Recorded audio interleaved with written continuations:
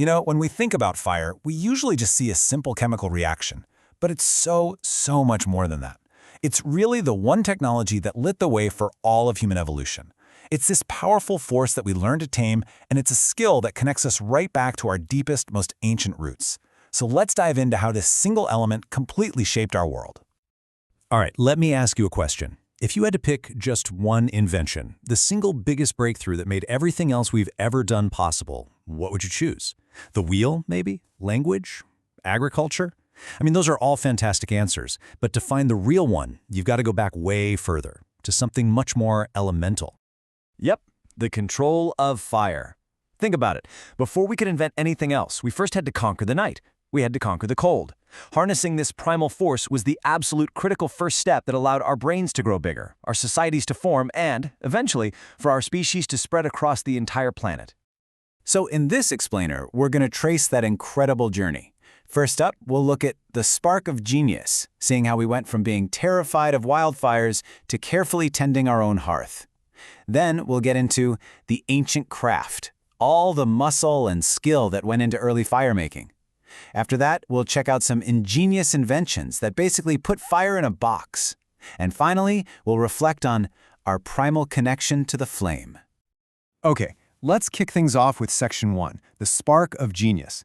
You see, the first huge leap wasn't actually about making fire. It was about learning how to capture it from things like lightning strikes, and then the really hard part, keeping it alive. And you have to understand, this was a total game changer. And this timeline, wow, it just perfectly shows how incredibly long and gradual this process really was. We are talking about a skill that was developed over more than 1 million years. The first really solid evidence we have is from Wonderwork Cave in South Africa, and that's from 1 million years ago. By about 790,000 years ago, we see the first signs of cooking. But it wasn't until about 125,000 years ago that using fire became widespread and systematic for our modern human ancestors. It took a while. But here's the thing, fire did so much more than just keep us warm. It was a catalyst for our entire evolution. It gave us light, which basically extended our day past sunset. It offered protection, keeping hungry predators away at night. Cooking. Well, cooking unlocked a massive amount of new calories, and that's what fueled the growth of our huge brains. We even used it to make better, stronger stone tools. And, maybe the most important thing of all, the hearth, the fireplace, it became the world's first community center, a place to share food, to tell stories, and to develop language. All right, so once we mastered controlling fire, the next big challenge was creating it from scratch. And that brings us to the ancient craft, a world of pure physical skill and a really deep knowledge of the natural materials all around us. The earliest methods? They were all about one thing, friction. The hand drill is about as basic as it gets, just spinning a wooden stick between your palms, pressing down hard. It's absolutely exhausting and takes incredible skill. But then came the bow drill, and this was a massive technological leap. By using a bow to spin that stick, our ancestors could get way more speed and pressure and keep it going for longer. It just made the whole process so much more reliable. Another really cool friction technique is the fire plow. You can see how it works here. You carve a little groove in a piece of softwood, and then you take a harder stick, the plow, and just rub it back and forth fast inside that groove. All that friction grinds off this hot dust that piles up at the end, and eventually it ignites into a tiny, precious little ember. Now you've worked super hard and you've got this tiny little ember.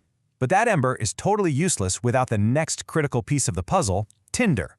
Tinder is the bridge, right? It's what takes you from that tiny spark to an actual self-sustaining flame.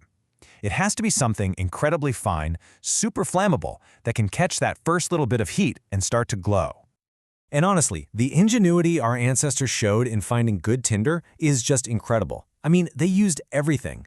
Char cloth, which is basically just pre-burnt cotton, is amazing at catching a spark. There are certain fungi, like amadou, that can hold a smoldering ember for hours. Fatwood, which is the resin-soaked heart of a pine tree, is like nature's perfect little fire starter. The materials were all out there, we just had to learn where to look. This brings us to our third section, ingenious inventions. This is where we shift gears.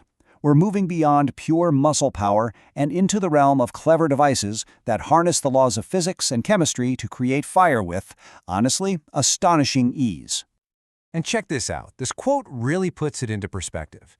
Just think about a modern diesel engine for a second. That incredibly complex machine uses the exact same core scientific principle as a super simple ancient fire-making tool. In fact, the fire piston directly inspired its invention. How crazy is that? So what is a fire piston? It's this amazing little device that came out of Southeast Asia. It's really just a sealed cylinder and a plunger. All you do is put a tiny piece of tinder on the end of the piston, slam it down into the cylinder, pull it out real quick, and poof, you've got a glowing ember. The magic behind it is a principle called adiabatic compression. Basically, when you squeeze a gas, like the air inside that cylinder, really, really fast, its temperature skyrockets. We're talking over 400 degrees Fahrenheit, which is more than hot enough to instantly light that tinder. No friction, no spark, just pure physics. It is an absolutely genius idea. Okay, so from that brilliant bit of physics, we take our next giant leap into the world of brilliant chemistry. The invention that truly democratized fire, the thing that made it available to absolutely everyone with just a simple strike, was the safety match. Now, the real genius of the safety match is right there in the name, safety. You see, the key chemicals you need for the ignition are actually separated. The match head has the fuel and the oxidizer, sure, but the critical igniter, that's the red phosphorus, it's on the striking surface of the box. The two have to come together to create the reaction. This simple little separation of ingredients is what prevents them from accidentally lighting up and made matches safe enough for every household. And all of that brings us to our final section, our primal connection. Because with lighters in our pockets and matches in a drawer, we don't really need those ancient skills anymore. But our fascination with fire, that remains deeply, deeply embedded in our culture and in our minds.